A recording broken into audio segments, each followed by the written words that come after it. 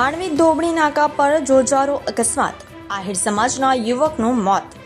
રસ્તાની નજીક ચાલતા બાળકોને બચાવવા જતા યુવકની બાઇક એસટી બસના પાછલા વ્હીલમાં આવી જતા મોત નીપજ્યું.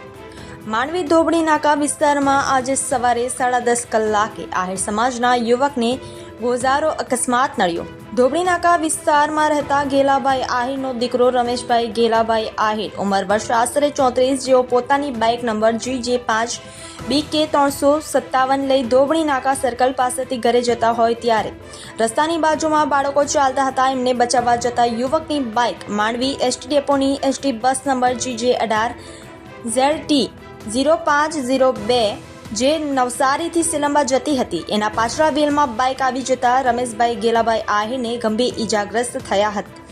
તાત્કાલિક 108 એમ્બ્યુલન્સ સેવા દ્વારા માંડવી રેફરલ હોસ્પિટલ ખાતે ખસેડવામાં આવ્યા હતા, જ્યાં હાજર ડોક્ટરે સારવાર દરમિયાન મૃત જાહેર કર્યા હતા.